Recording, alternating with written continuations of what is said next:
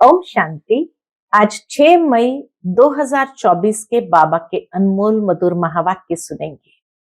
आज की बाबा की मुरली है कि बच्चे, खुदाई खिदमतगार जरूर बनना है। बाबा आए हैं इस संसार को परिवर्तन करने के लिए, पतित से पावन बनाने के लिए, तो बच्चों को भी मददगार बनना चाहिए। बाबा को कौन सी मदद चाहिए? एक तो बाबा कहे तुम बच्चों को याद की यात्रा में रहना है। क्यों याद की यात्रा में रहना है? क्योंकि बाबा कहे अनेक जन्मों का पापों का बोझा सिर पर है। इस जन्म के पापों का बोझा जो भी है वह तो स्मृति में है, वो सच सच बाबा को सुना देते हैं तो हल्का हो जाएगा। और अनेक जन्मों का जो पापों का बोझा है वो याद की यात्रा से ही समाप्त होगा।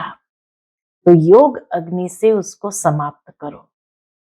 तो बाबा कहे यही मुख्य सब्जेक्ट है, याद की यात्रा और पावन बनना।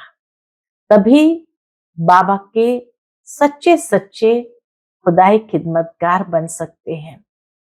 बाप अकेला क्या करेगा? इसीलिए बाबा को भी बच्चों की मदद चाहिए। और जितना जितना बच्चे श्रीमत पर चलते जाएंगे, अपने ही योग बल से विश्व को पावन बनाकर पावन राजधानी बनानी है। पहले स्वयं को पावन बनाना है, फिर प्रकृति को पावन बनाना है और सारे विश्व को भी परिवर्तन करना है। तो सुनते हैं आज के बाबा के अनमोल मधुर महावाक्य। ओम शांति।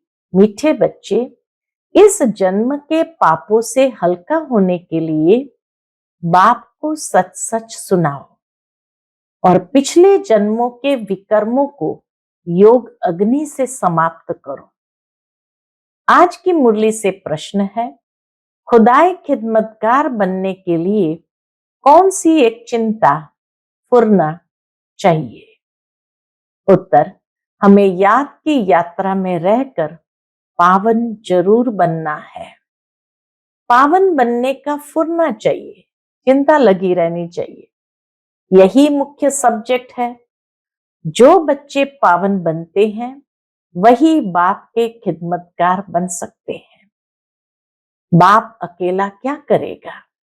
इसलिए बच्चों को श्रीमत पर अपने ही योग बल से विश्व को पावन बनाकर पावन राजधानी बनानी है। पहले स्वयं को पावन बनाना है। ओम शांति। यह तो जरूर बच्चे समझते हैं।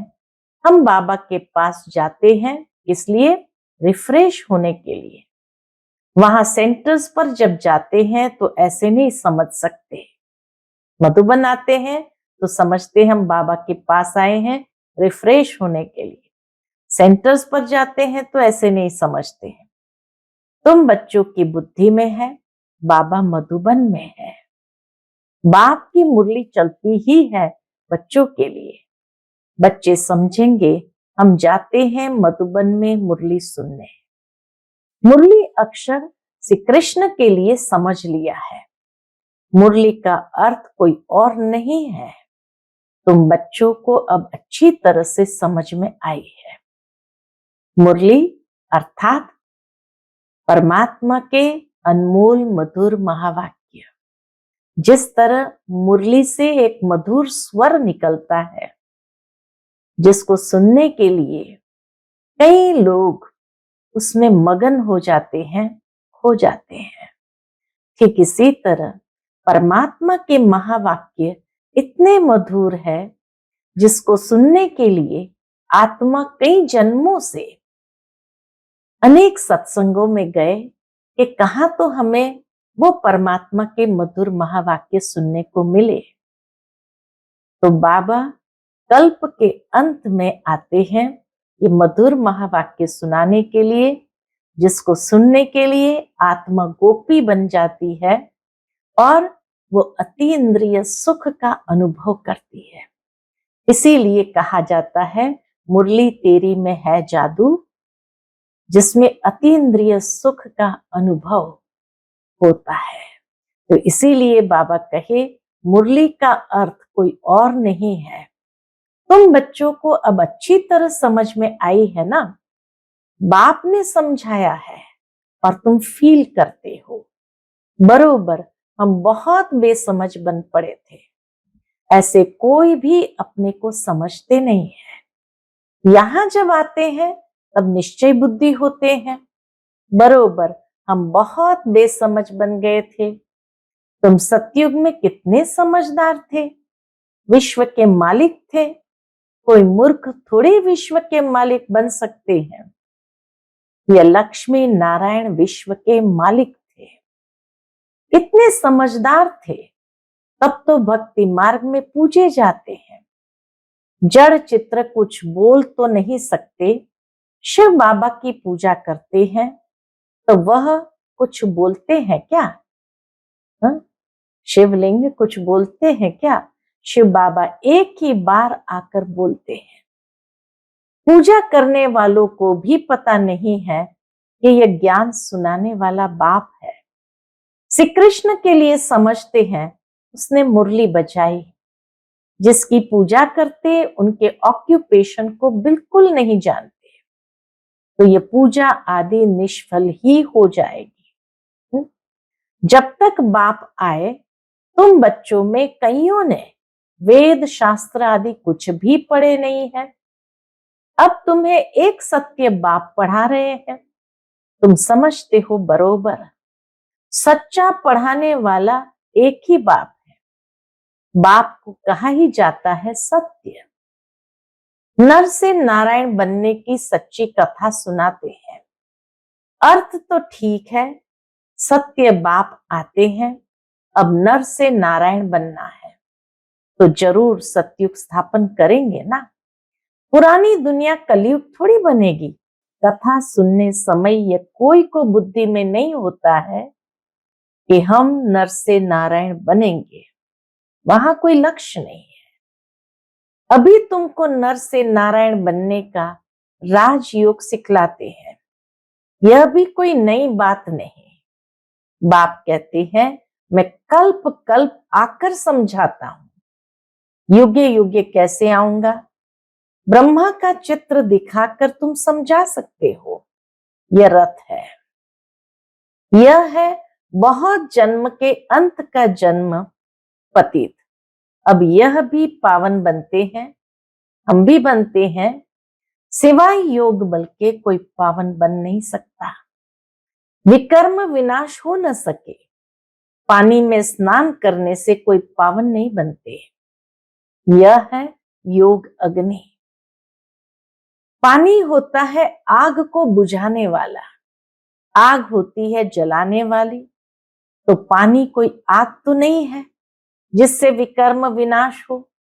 पानी कोई आग तो नहीं है जिससे विकर्म विनाश हो।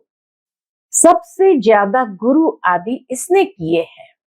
शास्त्र भी बहुत पढ़े। इस जन्म में जैसे पंडित था, ब्रह्मा बाबा की बात सुनाते बाबा कि इस जन्म में जैसे पंडित था, लेकिन उससे फायदा तो कुछ भी नहीं हुआ। पुण्य आत्मा तो बनते ही नहीं, पाप ही करते आए। बाप ने समझाया है जो अपने को बच्चे समझते हैं तो इस जन्म में जो पाप आदि किए हैं, जबकि सन्मुख बाप आया है तो पाप कर्म बता देने चाहिए तो हल्का हो जाएगा। इस जन्म में हल्के हो जाएंगे, फिर पुरुषार्थ करना है। जन्म जन्मांतर के पाप कर्म का बोझा जो सिर पर है उसे उतारना है। बाप योग की बात समझाते हैं। योग से ही विकर्म विनाश होंगे। यह बातें तुम अभी सुनते हो, सतयुग में यह बातें कोई सुना न सके। यह सारा ड्रामा बना हुआ है, सेकंड बाय सेकंड यह सारा ड्रामा फिरता रहता है। एक सेकंड न मिले दूसरे से, सेकंड बाय सेकंड आयु भी कम होती जाती है। अभी तुम आयु को कम होने से ब्रेक देते हो और योग से आयु को बढ़ाते हो। अब तुम बच्चों को अपनी आयु को बड़ा बनाना है योग बल से।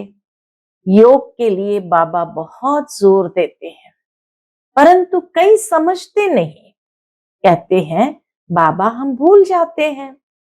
तब बाबा कहते योग कोई और बात नहीं, यह है याद की यात्रा। बाप को याद करते करते पाप कटते जाएंगे, अंत मते सुगति हो जाएगी। इस पर एक मिसाल भी देते हैं।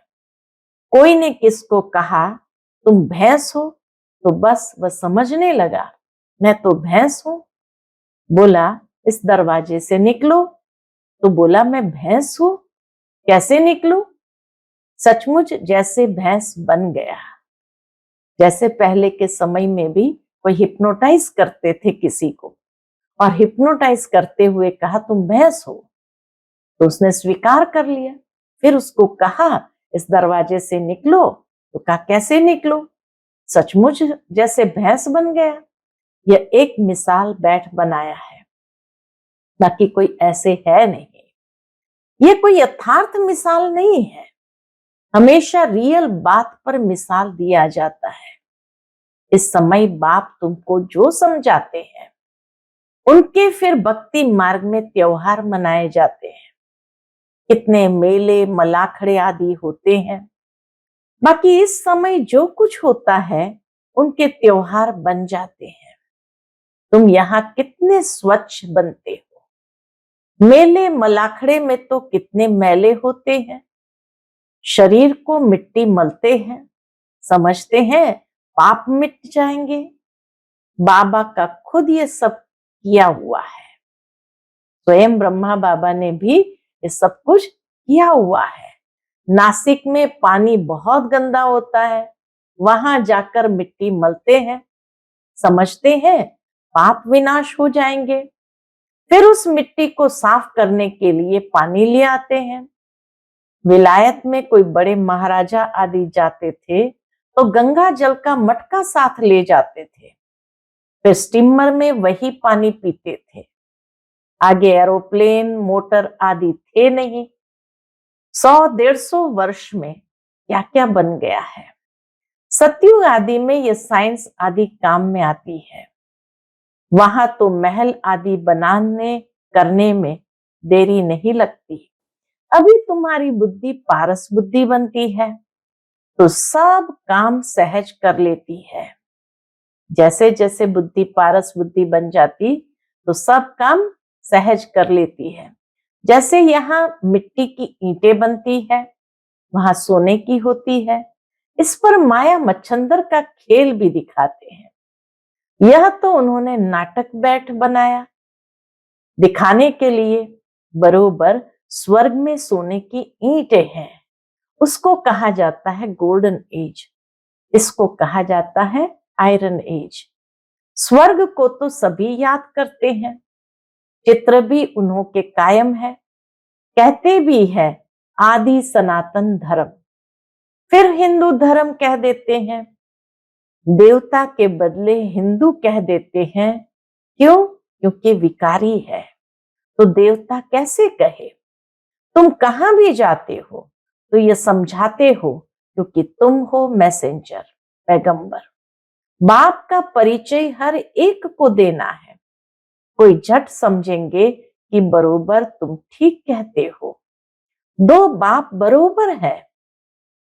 कोई कह देंगे परमात्मा तो सर्वव्यापी है, तुम समझते हो एक से हद का वर्षा मिलता है, पारलौकिक बाप से बेहद का वर्षा मिलता है 21 जन्मों के लिए। यह यज्ञ भी अभी है, वहां यह ज्ञान नहीं रहता। संगम पर ही वर्षा मिलता है, जो फिर 21 पीढ़ी जन्म बाय जन्म तुम राज्य करते हो। तुम सारे विश्व के मालिक बनते हो, यह तुमको अभी मालूम पड़ा है। जो पक्के निश्चय बुद्धि है उनको कोई संशय उठाने की बात ही नहीं। बेहद के बाप से बेहद का वर्षा मिलता है। शिव बाबा आएंगे तो जरूर कुछ वर्षा देते होंगे। इसलिए बाबा कहते हैं ये बैज बहुत अच्छा है, इसे सदा लगा कर रखना, घर घर में मैसेज देना है। फिर कोई माने या न माने, विनाश आएगा तो समझेंगे भगवान आया हुआ है। फिर जिन्हों को तुमने मैसेज दिया होगा वे याद करेंगे कि ये सफेद पोश वाले फरिश्ते कौन थे। सूक्ष्म वतन में भी तुम फरिश्ते देखते हो ना, तुम जानते हो मम्मा बाबा योग बल से ऐसा फरिश्ता बनते हैं, तो हम भी बनेंगे। ये सब बातें बाप इसमें प्रवेश कर तुमको समझाते हैं। शिव बाबा ब्रह्मा बाबा में प्रवेश कर समझाते हैं, डायरेक्ट नॉलेज देते हैं। जो बाबा में नॉलेज है वह तुम बच्चों में भी है। जब ऊपर में जाते हो तो नॉलेज का पार्ट भी पूरा हो जाता है। परमधाम जाएंगे तो नॉलेज मर्ज हो जाएगी। फिर जो पार्ट मिला वह सुख का पार्ट बजाते हैं और यह नॉलेज भूल जाती है। तो तुम बच्चे कहां भी जाते हो तो मैसेंजर की निशानी कौन सी है? मैसेंजर है, उसकी निशानी ये बैज साथ में जरूर चाहिए। बल कोई हंसी करे, इस पर क्या हंसी करेंगे? तुम तो यथार्थ बात सुनाते हो। ये बेहद का बाप है, इनका नाम है शिव बाबा। वह कल्याणकारी है, आकर स्वर्ग की स्थापना करते हैं। यह है पुरुषोत्तम संगम युग। यह सारा ज्ञान तुम बच्चों को मिला है। बाबा कहे ये सारा ज्ञान तुम बच्चों को मिला है, फिर भूलना क्यों चाहिए? बात तो बिल्कुल सहज है, चलते फिरते बाप और वर्षे को याद करना है। शांति धाम और सुख धाम। तुम बच्चे यहाँ आते हो, मुरली सुनकर जाते हो, फिर सुनानी भी चाहिए। ऐसे नहीं सिर्फ एक ही ब्राह्मणी मुरली चलाए। ब्राह्मणी को आप समान बनाकर तैयार करना चाहिए, तब बहुतों का कल्याण कर सकेंगे। अगर एक ब्राह्मणी कहाँ चली जाती है तो दूसरी क्यों नहीं सेंटर चला सकती? क्या धारणा नहीं की है? बाबा पूछते क्या धारणा नहीं की है? स्टूडेंट को पढ़ने और पढ़ाने का शौक चाहिए। मुरली तो बहुत सहज है, कोई भी धारण कर क्लास करा सकते हैं। यहाँ तो बाप बैठे हैं। बाप बच्चों को कहते हैं कोई भी बात में संशय नहीं होना चाहिए। एक बाप ही है जो सब कुछ जानते हैं।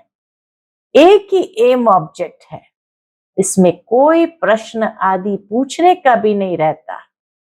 सुबह को भी बैठ बच्चों को याद की यात्रा में मदद करता हूं।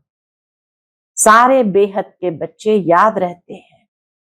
तुम सब बच्चों को इस याद की मदद से सारे विश्व को पावन बनाना है। सब बच्चों को इस याद की मदद से विश्व को पावन बनाना है। इसमें ही तुम अंगुली देते हो। पवित्र तो सारी दुनिया को बनाना है ना, तो बाप सभी बच्चों पर नजर रखते हैं ना। सब शांति धाम में चले जाएं, सबका अटेंशन खिंचवाते हैं। बाप तो बेहद में ही बैठेंगे। मैं आया हूं सारी दुनिया को पावन बनाने। बाबा कहे मैं आया हूं सारी दुनिया को पावन बनाने। सारी दुनिया को करंट दे रहा हूं तो पवित्र हो जाए। जिनका पूरा योग बल होगा वह समझेंगे बाबा अभी बैठकर याद की यात्रा सिखला रहे हैं, जिससे विश्व में शांति होती है। बच्चे भी याद में रहते हैं तो मदद मिलती है। मददगार बच्चे भी चाहिए ना। खुदाई खिदमतगार निश्चय बुद्धि ही याद करेंगे। तुम्हारी पहली सब्जेक्ट है ही कौन सी? पावन बनने की। गोया तुम बच्चे निमित्त बनते हो बाप के साथ। बाप को बुलाते ही हो, हे पतित पावन आओ। अब अकेला क्या करेगा? तो बाबा को भी बच्चों की मदद चाहिए। खिदमतगार चाहिए ना। तुम जानते हो हम विश्व को पवित्र बनाकर फिर सारे विश्व पर राज्य करेंगे। बुद्धि में जब ऐसा निश्चय होगा तब नशा चढ़ेगा कि हम पवित्र बनकर सारे विश्व को पवित्र बनाते हैं। तो बाबा कहे जब ऐसा निश्चय होगा तो नशा चढ़ेगा। तुम बच्चे जानते हो हम बाप की श्रीमत से अपने योग बल से अपने लिए राजधानी स्थापन कर रहे हैं। यह नशा चढ़ना चाहिए। यह है रूहानी बात। बच्चे समझते हैं हर कल्प बाबा इस रूहानी बल से हमको विश्व का मालिक बनाते हैं। यह भी समझते हो कि शिव बाबा आकर स्वर्ग की स्थापना करते हैं। अभी सिर पर इस याद की यात्रा का ही फुरना है, चिंता है, पुरुषार्थ करना है। धंधा आदि करते भी याद की यात्रा रहे। एवर हेल्दी बनाने के लिए बाप कमाई बड़ी जबरदस्त कराते हैं। इस समय सब कुछ भुलाना पड़ता है।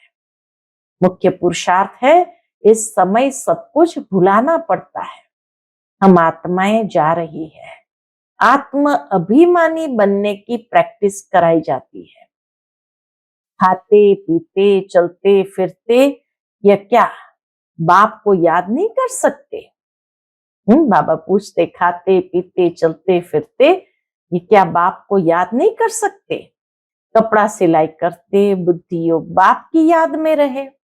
बहुत सहज है। यह तो समझते हो 84 का चक्र पूरा हुआ है। अभी बाप हम आत्माओं को राजयोग सिखलाने आए हैं। यह वर्ल्ड की हिस्ट्री ज्योग्राफी रिपीट होती रहती है। कल्प पहले भी ऐसे हुआ था जो अब फिर रिपीट हो रहा है। यह रिपीटेशन का राज भी बाप ही समझाते हैं। हर एक को ड्रामा में पार्ट मिला हुआ है, वह बचाते रहते हैं। बच्चों को राय दी जाती है। क्या राय देते हैं बाबा? कि बाप को याद करो तो सतो प्रधान बनेंगे, फिर ये शरीर छूट जाएगा। तुम्हारी बुद्धि में अब यही है कि हम आत्मा सतो प्रधान बने क्योंकि वापस घर जाना है। सतयुग में ऐसे नहीं कहेंगे। वहां तो कहेंगे एक पुराना शरीर छोड़ दूसरा लेना है। वहां तो दुख की बात नहीं। यहाँ यह दुख धाम है। पुराने शरीर है तो समझते हैं इनको छोड़ अब वापस अपने घर जाए। बाप को निरंतर याद करना है। वह निराकार बाप ही ज्ञान का सागर है। वही आकर सबकी सदगति करते हैं। बाप कहते हैं साधुओं का भी उद्धार करता हूं। तुम अब एक बाप से योग लगाओ। तुम सब आत्माओं को बाप से वर्षा लेने का हक है।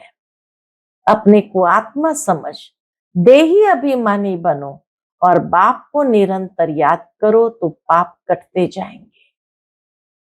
अच्छा, मीठे मीठे सिकिलते बच्चों प्रति माता पिता बाप दादा का याद प्यार और गुड मॉर्निंग। रूहानी बाप की रूहानी बच्चों को नमस्ते। हम सभी रूहानी बच्चों की रूहानी माता पिता बाप दादा को याद प्यार गुड मॉर्निंग और नमस्ते। नमस्ते। शुक्रिया बाबा, शुक्रिया। आज की मुरली से धारणा के लिए मुख्य सार है। पहली पॉइंट, मुरली सुनकर फिर सुनानी है। पढ़ने के साथ साथ पढ़ाना भी है। कल्याणकारी बनना है। बैज मैसेंजर की निशानी है, ये सदा लगाकर रखना है। दूसरी पॉइंट, विश्व में शांति स्थापन करने के लिए याद की यात्रा में रहना है। जैसे बाप की नजर बेहद में रहती है, सारी दुनिया को पावन बनाने के लिए करंट देते हैं, ऐसे फॉलो फादर कर मददगार बनना है। आज का बाप दादा का मधुर वरदान हम बच्चों के प्रति है। कर्म और योग के बैलेंस द्वारा कर्मातीत स्थिति का अनुभव करने वाले कर्म बंधन मुक्त भव। कर्म और योग के बैलेंस द्वारा कर्मातीत स्थिति का अनुभव करने वाले कर्म बंधन मुक्त भव। कर्म के साथ साथ योग का बैलेंस हो तो हर कर्म में स्वतः सफलता प्राप्त होती है। कर्म योगी आत्मा कभी कर्म के बंधन में नहीं फंसती। कर्म के बंधन से मुक्त को ही कर्मातीत कहते हैं। कर्मातीत का अर्थ यह नहीं कि कर्म से अतीत हो जाओ, कर्म से न्यारे नहीं, कर्म के बंधन में फंसने से न्यारे। कर्म के बंधन में फंसने से न्यारे बनो। ऐसी कर्म योगी आत्मा अपने कर्म से अनेकों का कर्म श्रेष्ठ बनाने वाली होगी। उसके लिए हर कार्य मनोरंजन लगेगा, मुश्किल का अनुभव नहीं होगा। आज का स्लोगन है, परमात्मा प्यार ही समय की घंटी है जो अमृत वेले उठा देती है। परमात्मा प्यार ही समय की घंटी है जो अमृत वेले उठा देती है। अच्छा, ओम शांति।